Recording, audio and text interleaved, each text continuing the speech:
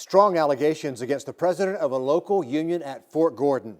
Some say the woman who's supposed to help civilian employees on post is doing the opposite. So we started investigating and found some of her actions could be criminal. Less than a week before union members vote for their president, we're on your side blowing the whistle. They ask us to protect them. I'm disgusted. To disguise their faces and voices because they say they aren't protected. Not at AFGE Local 2017. This union is in the dark ages. And they want you to know it's costing you too, even if you aren't a member of the American Federation of Government Employees. She's being paid with our tax dollars, American people's tax dollars, to do her job. And she's not doing it. She is Kay Rainey, the president of the local labor union at Fort Gordon.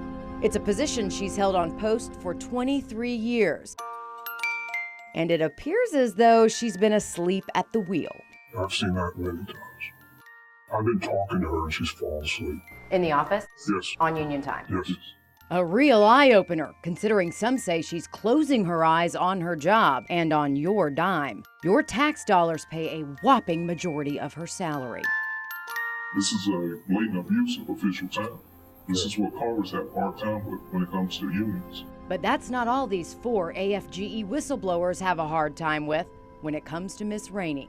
Our union dues have been paying for her cell phone bill. Is she allowed to have a cell phone paid for by the union? No, it's not in our bylaws to pay for it.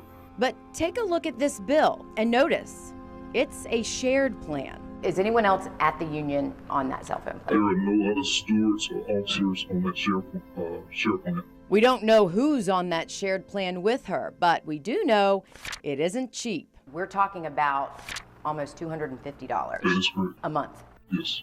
And while the bill lists AFGE, it does not get mailed to AFGE. That's Miss Rainey's home address, but according to this receipt, a union check paid the balance in full, a balance that includes a data plan, even when sources say she can't even use it. She has another union steward come over to get into her iPhone and to get into the email system at work. She can't log onto the computer and check her email, No. and she doesn't even know how to get email on her phone No. that the union is paying for. That is correct. There are also questions about what else the union is paying for. The U.S. Department of Labor requires unions to file LM3 reports. They are available online dating back to 2000. And when we started looking at the numbers, some things were not adding up. Take this, for instance. It's an extra page with extra info, but not a whole lot of extra info. What's included in miscellaneous? A decent chunk of change. In all, it totals more than 26 grand. But the buck stops here in 2009. That is the last time Miss Rainey reported this breakdown of info to the feds. For the last 6 years, she's left those numbers off. And a complete audit of expenditures that have gone on in this union that needs to be happening from an outside, disinterested third party needs to look at these books and find out where is the money. We were able to find $800 of it paid to Miss Rainey here in the 2014 report under Other Allowances and Disbursements. Sources inside the union say neither the body nor the executive board approved it. Do you believe any of her actions have been criminal? Yes, I do. And money isn't the only thing they say is missing. Miss Rainey is too. If the employees are working on post, that office should be open. Ms. Rainey take it upon herself to close it early, come in late, take extended lunch breaks. When the doors are open, sources claim she's not open to helping union members all that much. Instead, they say she's all about helping herself. Yes, Kay, I'm returning your call. News 12 obtained this voicemail that continues long after you hear what sounds like Kay trying to hang up. He ought to sit over here all day long in this pile of I don't give a who they vote for. I don't really care. And it's still recording. I'll tell you one thing, they won't get that money. Watch it. I'll make sure they don't get that money because that's stupid anyway. I was going to let them have it because they was going to support us to get somebody to come down here and talk to them about their retirement, and they're 15 years away from retirement. Some say Miss Rainey is the one in need of retirement. The union does not have the backing or the knowledge to effectively defend these employees. That's because they say AFGE Local 2017 does not have an attorney on retainer, nor does it have its own website, just this Facebook page with a handful of likes. And while Kay Rainey likes to take naps, they can't remember her taking a case to arbitration in more than a decade, leaving members to fight for their rights on their own, paying $40 a month for union protection. I'm disgusted. And I feel that the real parties that are suffering here are the low-paid employees who are paying for something and they're not getting what they paid for. Isn't it a benefit to have a weak union so you can do whatever you want? Absolutely. Yes. For management. Oh yes, they love it. Yes. So why would management do anything about it?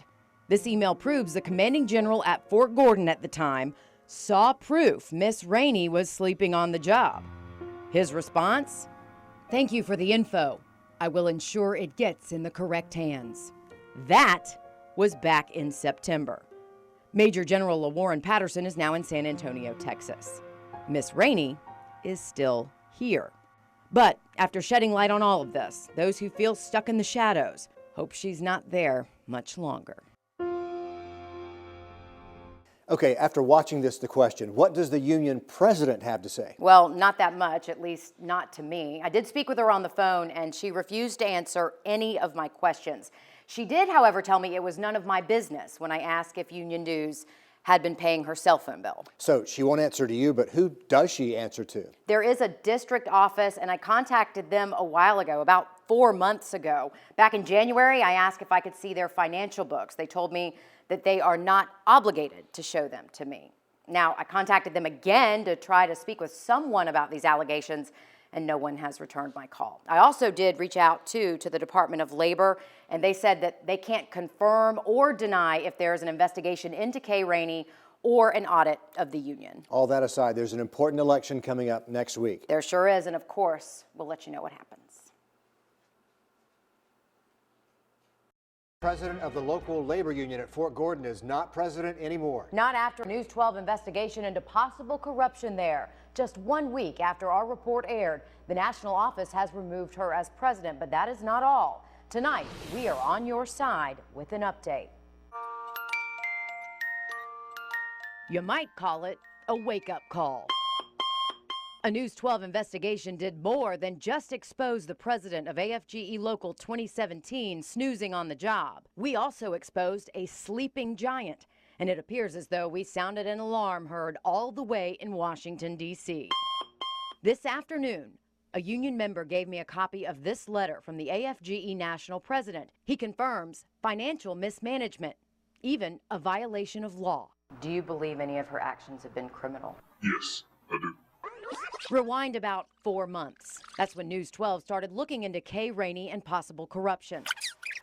Fast forward to April 30th. Strong allegations against the president of a local union at Fort Gordon. After our report aired, it only took 1 week for Miss Rainey to be relieved of her duties. The union does not have the backing or the knowledge to effectively defend these employees. But that's not all these union sources, who asked to remain anonymous, are concerned about. They believe Miss Rainey was stealing from the union. Stealing by paying her cell phone bill with union funds. We got our hands on a couple of bills and noticed it's a share plan. So who else is on that plan? We're still waiting on that answer. Tonight, they at least have some sort of answer. The letter from the national president does not list a name, but it does confirm union funds paid the cell phone of a family member. The letter also points out a problem with union checks, saying checks were pre-signed to circumvent the two-signature requirement. Sources inside the union say, here's the proof, pictures of union checks that already have a signature. And then there's this. The national union president says the local union president regularly advanced her self-pay without any approval, potentially in amounts exceeding the $2,000 limit by the Department of Labor. All serious allegations the national president didn't sleep on for long, and ones that are opening a lot of eyes as to what Miss Rainey might have been doing. Now, according to the letter I got today, there will be a hearing coming up June 17th through the 18th. I will post that letter on our website so you can read it for yourself. And something to note here, Richard, That is a union hearing. So far, Ms. Rainey is not facing any criminal charges. Right. So what happens now? Who's leading the union? Well, the national president has appointed a legal trustee. That legal trustee will run the union until all of this is resolved. So the elections are now canceled until the union gets out of trusteeship. Big changes. Keep us posted. Big changes at AFGE Local 2017.